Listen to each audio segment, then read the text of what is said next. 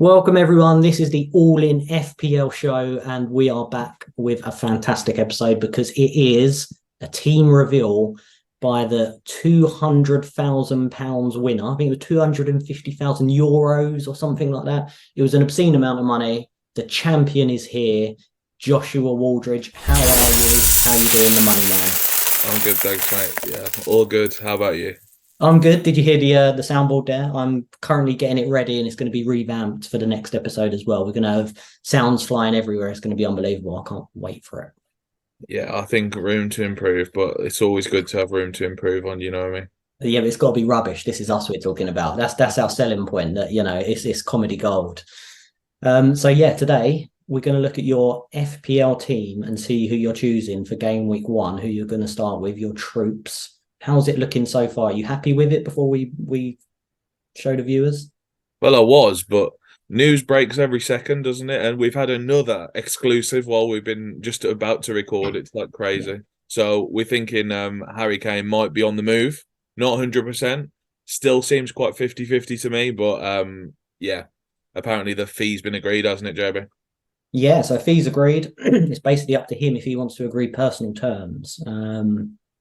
Will he or won't he? I mean, it's still a massive fee. If you think that he goes on a free transfer next year, that's going to save a club, what, £70 million in a transfer fee? So pretty much Harry Kane can say, well, because you're getting me for free, instead of paying 70, £80 million, you give me £30 million and I'll come and join your club. And clubs would be silly not to do it, really. If you can get, I mean, you might have to give Harry Kane 30 million more in wages, but because you ain't paying a transfer fee, it's not bad business, to be honest. So will he go? Won't he go? Maybe, I don't know. I think he might stay, because I think Tottenham look quite exciting this year, especially as an attacking team. He could get a lot of goals, maybe even, get more money next year.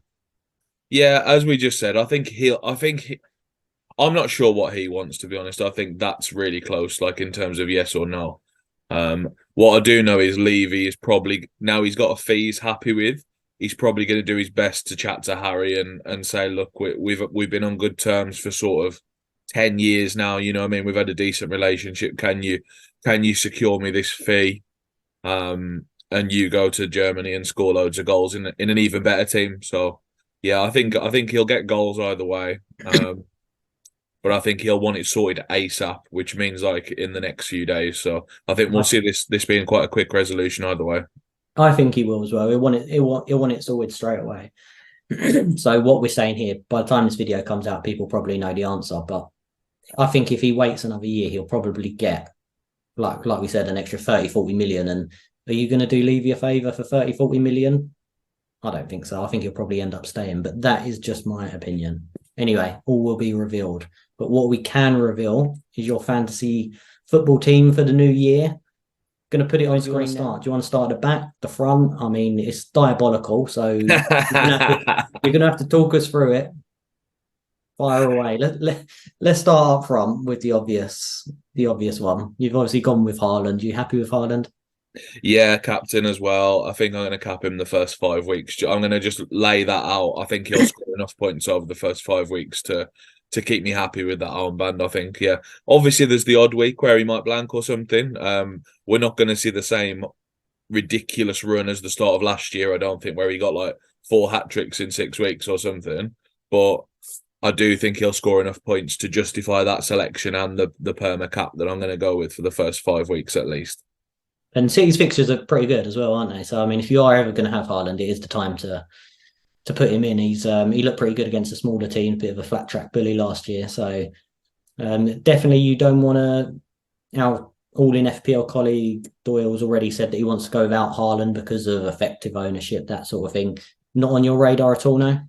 No, I mean the first 7 weeks are Burnley, Newcastle, Sheffield United, Fulham, West Ham, Forest, and Wolves. It's a joke. Yeah, Wolves are in disarray as well. Like that, those are like as good a 7 as you can have. Then it yeah, gets tougher. So I think then there's a decision to be made. But for the first 7 weeks, he's in. He's yeah. absolutely in. 100%. I think if you are going to oppose Haaland at some point this season and you want to be a little bit different, a little bit differential, now's not the time. You've got 38 weeks. It's such a long season. Don't do it when he's going to be playing them easy teams. I think you're onto a right strategy there. I'll give you good marks for that one. Who else you Week got from? weeks 8 to 15 though, Arsenal, Brighton, Man United. Then they got Bournemouth, to be fair. Chelsea, Liverpool, Tottenham, Villa back to back. So that's the time to jump off, I think. It's just the opposite of these first fixtures. So let's stick with him for now. I'm glad you've given me full marks for that one. I'm not sure if you said full marks, but I'm going to have full marks for You that can one. have full marks for that. And also with the fixtures you just said as well, when it gets tough, Champions League has started as well. So another reason that throw that into the mix possibly could be a little bit trickier for Haaland. I'm going to have 10 million in the bank at that period of the season, I think. I'm just going to, there's too many cheap guys. They're just amazing. Well, you've already got 10 million in the real bank anyway, so it's not going to be much different to real life, is it? So who else you got from? I've gone for your boy, mate, Jackson. I think I really wanted Nkunku, as I talked about midweek, but he's out till December. So I'm going to take the Jackson nailedness in inverted commas. I think he's going to play the first 5 or something. I'll take it. 7 million's a good price, I think, for the leading Chelsea attacker. Yeah, I think so. I wouldn't have gone with him pre-season, but I would have liked to. But purely that was because of the rotation with Nkunku. Even though Nkunku can play out wide or slightly behind in the 10, and Jackson would have been up front, possibly in some games or for periods of games. But you're right now. Now he's going to be the main man. I think even if we sign someone now, I don't think it's necessarily going to be a blockbuster signing. I think we're signing a young lad, but he certainly ain't going to be coming in and playing. So yeah, I like it. Good fixtures for Chelsea as well. Why not? Good marks again, surprisingly. Yeah.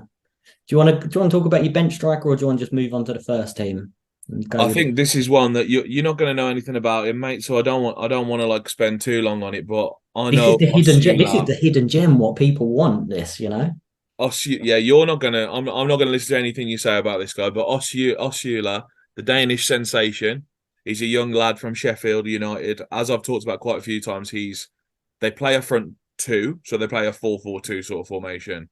They're playing 2 strikers, and currently it's McBurney and some guy called Traore. So I think there's every chance that one of these young lads from Sheffield United, whether it be Jebison or Osula, I think one of them has a chance of getting a run in the team at some point. So I'm punting Osula, like him better than Mabava, whatever his name is from West Ham.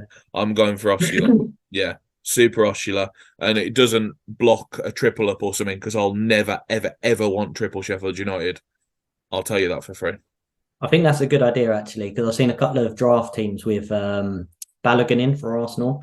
Now he might be going on loan somewhere, so he might change clubs anyway. But one thing to remember: if you do put someone in on your bench, and it's just bench fodder, you're just saving money. If he is an Arsenal player, remember you might get caught out if an Arsenal player becomes an option and you've already got 2, so you don't want to block yourself. So that is a really good point to put in maybe a Sheffield United player, a Luton player on your bench up front for 4.5. I did hear a little. I do know who Osula is. He played a couple of pre-season friendlies as well, and I think he played a half in both, maybe a little bit more. He was meant to be quite impressive as well. So, although I'm giving you a little bit of crap for it, it could be a little sly pick. And even if it isn't, it doesn't matter anyway. It's irrelevant third on the bench at this stage of the season when we've got a full playing squad. And I think 3-5-2 is probably the way to go as well, right? Just formation wise. Pretty much. I've actually got 1 up front at the moment, but yeah, that is As the in not 3 up principle. front. Yeah. Yeah. That's cool. So I think we're on to 100% mark so far, I have to say. So let's keep going Yes, back. 100% marks for Osuola, Osley. Into midfield, let's go. My star in midfield is Bruno Fernandes. As I've talked about, I think he's the best pick on the game. So I'm really happy with him. I've got Rashford and Saka next to him. I think those 3 picks we don't really need to dwell on. I think like that they're universally accepted as decent picks. There's a lot of midfielders, so like they're just my personal choices from the good ones. You know what I mean? If that makes sense. Maddison, I think, is a really good pick. I think he becomes a really good pick regardless of if Kane's there or not. So I just think he's going to run riot in the number 10, just passing it to whoever he wants. So yeah, I think he's a good pick. And then the one you're not going to like, who I love, is Kai Havertz. It was all going so well, wasn't it? Come on, why have you chose Kai Havertz? What's the reasoning behind it? I think it's the out of position thing. It's the fact that he's quite a big discount on the other Arsenal assets. He's obviously a million cheaper, I think, than Saka and Odegaard. I just really like him. I think he's going to do well at the start. If Jesus hadn't got injured, I wouldn't have gone near him, by the way, because I think his minutes are a real risk then. But I think with Jesus injured, I think he plays in attack for this team. And I just back the team more than anything to like set up goals for him. And I just hope he has a better finishing ratio than he had for Chelsea, basically. And he just gets a few goals in the early weeks. So I think it's very possible. Yeah. What do you who's your favourite out of this midfield? Can I just get you off the Havertz topic immediately, or Well, briefly, I mean, this is your team. I'm not gonna. I'll let you do the talking mainly on it, but I think Bruno. I haven't gone with Bruno just to touch on him because I think there's so many options in midfield, and it's not that I don't think he could be the best pick on the game. I really do. Like he's a fantastic option. Just that there's a few 7 million, 6.5 million pound players like Mitoma and Bumo, Eze, where you can save a couple of million, and that was the only reason that I don't have him, just because there's such good options.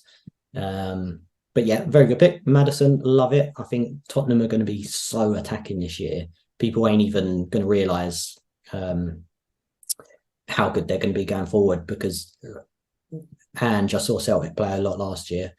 And could be more of the same, I think. And Maddison's going to pull the strings. He's involved in everything. He's a really, really good player. You look at how many assists and goals he got for a Leicester side that went down. What can he do when he's playing along the likes of Richarlison, Son, maybe Harry Kane if he stays? So I think he's a really, really good pick.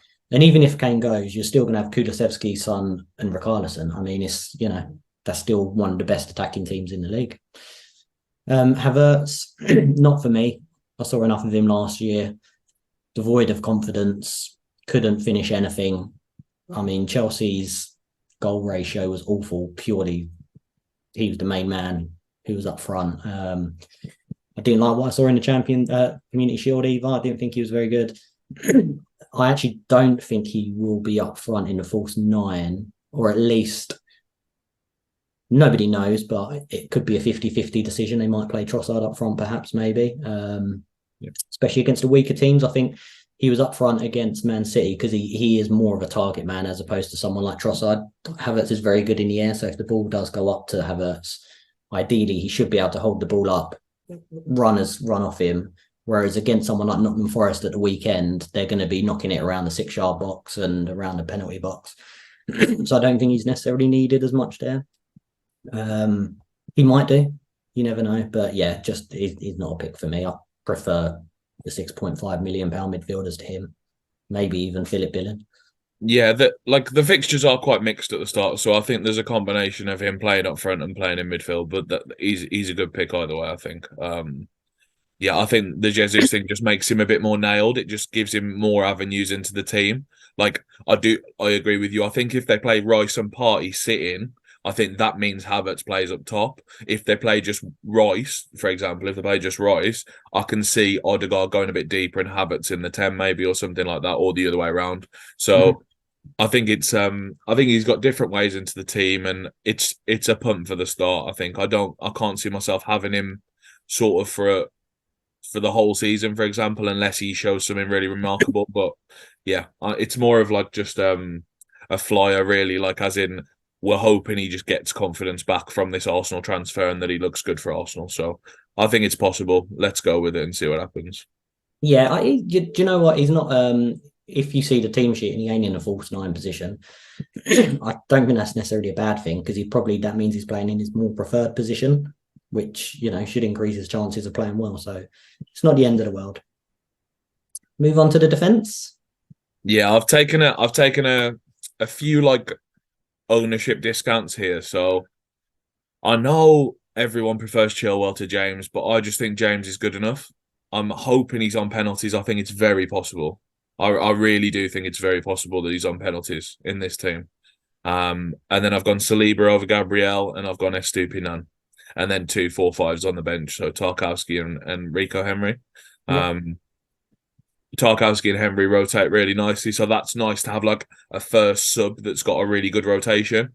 Estupinan speaks for himself. His ownership's absolutely huge, and he plays Luton at home. Yeah. And then, yeah, an Arsenal defender's a good price, I think, and I've taken James over Chilwell. I know Chelsea attack quite lopsidedly, like especially in pre-season. I think Chilwell's been really advanced, but we've seen Reece James be so advanced in the past. I can see against the weaker teams him going forward as well. I think both will absolutely bomb forward. So, yeah, that's the punt I've taken with a massive ownership discount. Yeah, I think James and Chilwell are both really good players. I think the only you touched on it there, possibly with James, because he's maybe the better out and out defender, especially like one on one. He can play sort of like right sided centre back sometimes. So if we do, because it'd be a four at the back this season, he may be the one to shift in. And then we'll have a back three of James and then Chilwell can bomb on. But yeah, James is still going to have a lot of free kicks. He's really good at free kicks as well. Corners, crossing the ball in. He gets forward a lot. He's a new Chelsea captain, so he's going to be buzzing with confidence. So yeah, I like that pick. What about you went Saliba over Gabriel? Any reason there? Both the same price? I think Saliba's more nailed, actually. So I think he's the better defender of the two. So I think if Timber ever plays centre-back for whatever reason, or Ben White plays centre-back for whatever reason, I think he'll play with Saliba if it's a back four. So I actually think Gabriel's not as nailed as Saliba, so that's why I'm going for Saliba.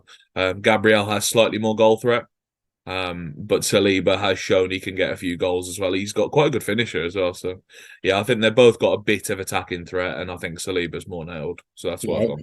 If you need a tiebreaker, he's got a better song as well. So, you've got to go with that, yeah. Yeah, I want to just be happy, and again, it's the ownership thing. He's like half the ownership of Gabriel, so it's like I'll take it. I don't think there's much to split them two. So choose whichever one you fancy. I think gut feeling. Don't mind Tarkowski, solid player. Dyche can play quite defensive as well, so he obviously knows him very well from his time at Burnley. He's completely nailed. He's always good at set pieces, so I like that one. And Rico Henry, fairly good defence with Brentford. He gets forward quite a lot, so yeah, not too bad at all. I don't mind Colwill, to be honest, from your boys, but I just worry about the longevity of that one. You have got a lot of centre backs when Badiashile and Fofana come back. It's not for a while though, is it? No, we did sign another defender from Monaco as well.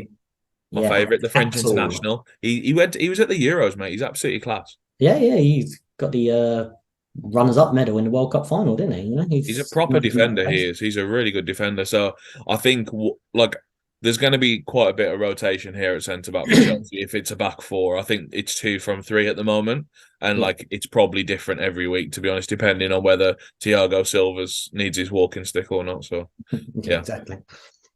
Should be a good team though. I think there's a bit of depth there now. But it's not just unnecessary depth, which is what you had last year, where it was just a load of wingers, just good luck boys, run a different 2 out every week. Yeah, you've got sort of one sub in each position now, especially if you sign. I just saw you signing Tyler Adams.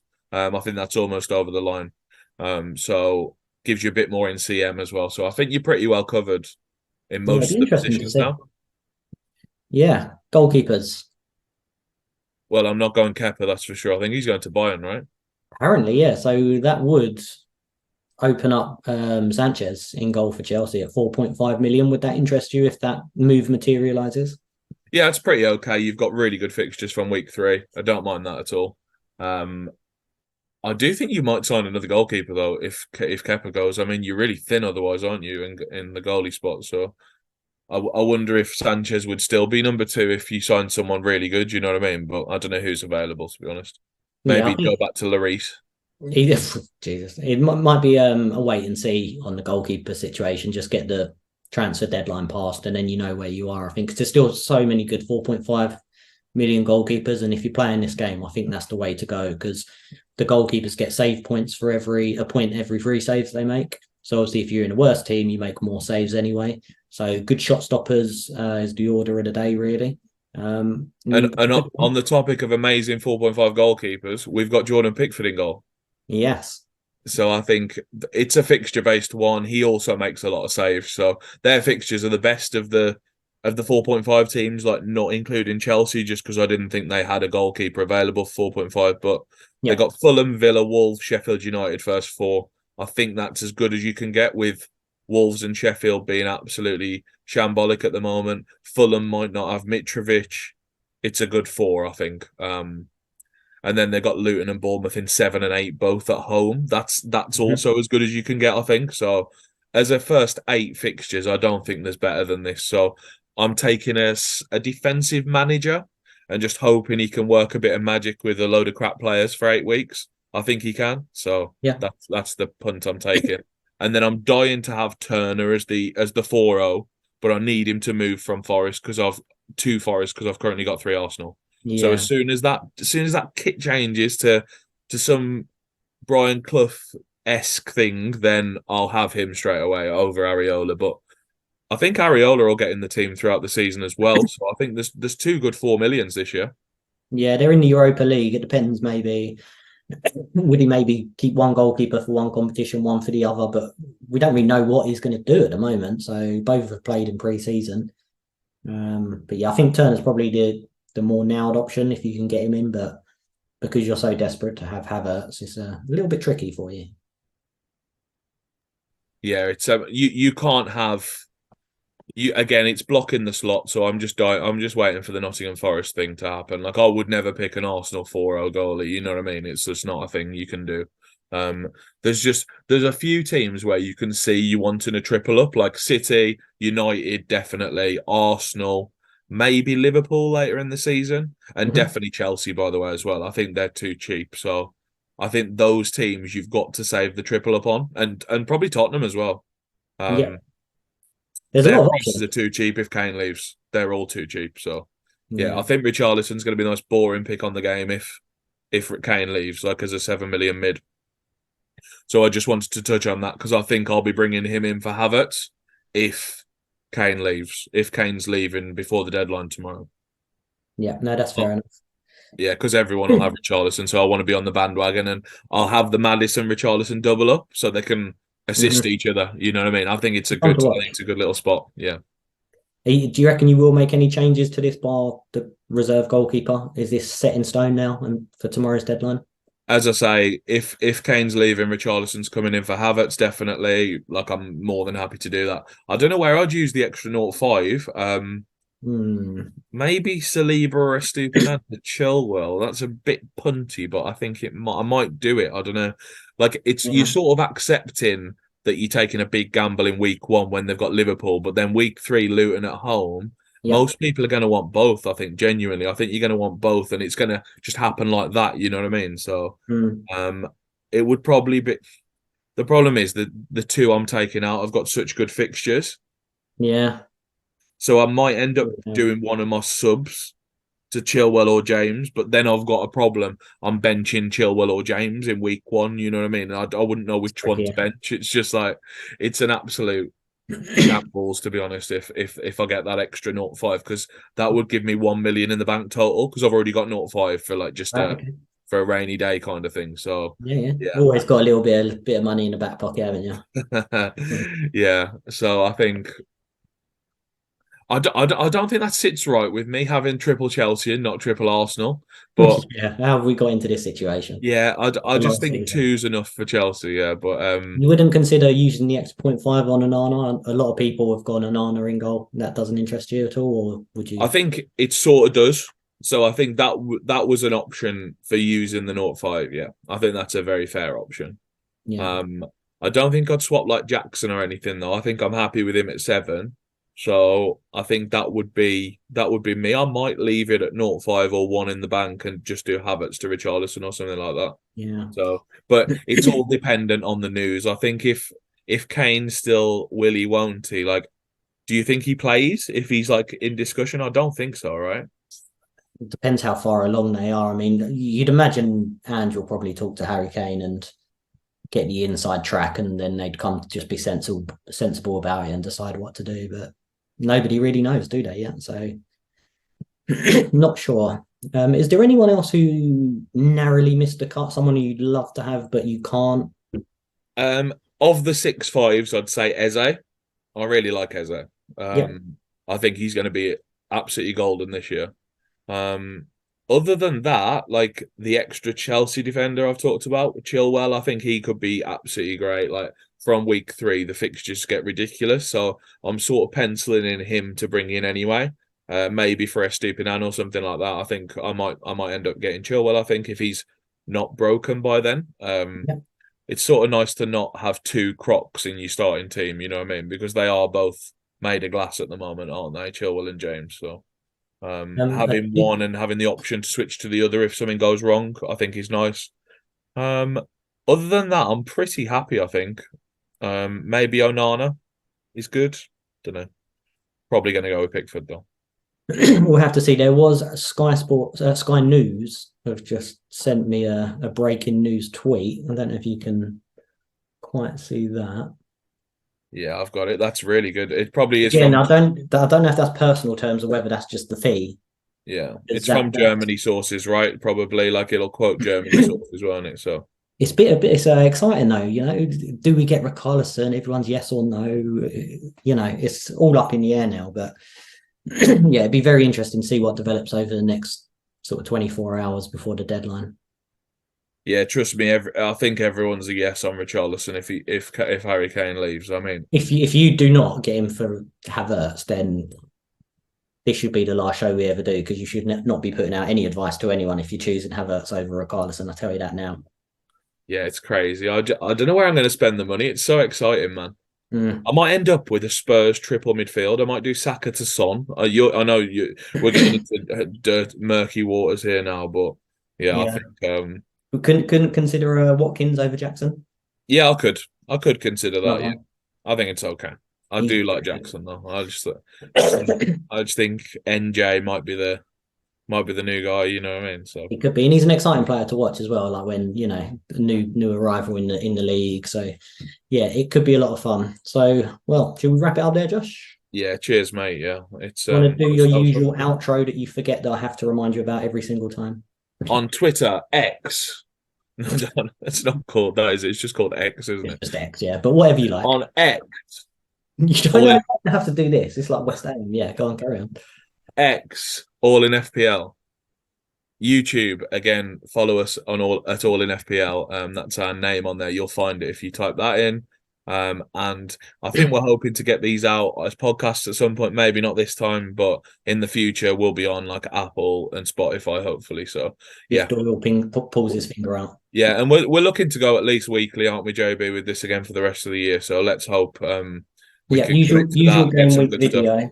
Usual game week video plus maybe a team reveal on the Thursday, Friday with a bit of transfer news thrown in from the pressers and that sort of thing. So yeah, a little bit more content just because we have fun doing it, don't we? So why not? We love it, yeah. One of the weeks we'll have to do a Doyle team reveal just so people can have a bit. It's nice to combine the comedy with the serious FPL content. Who to avoid, we'll label that one. Players to avoid this week in FPL, and then we'll just show Doyle's team. Yeah, everyone will be like, where's Haaland? Is this a no Haaland league or something? What's going on? Yeah, it's some random experiment. Yeah. Cheers, mate. Okay, cheers everyone. Enjoy game week 1. Hope everyone does well. And we'll be back next week, and we'll all probably be saying we should have got this player, should have got that player, but that's the joys of fantasy football. So yeah, enjoy game week 1, everyone. See you later, guys.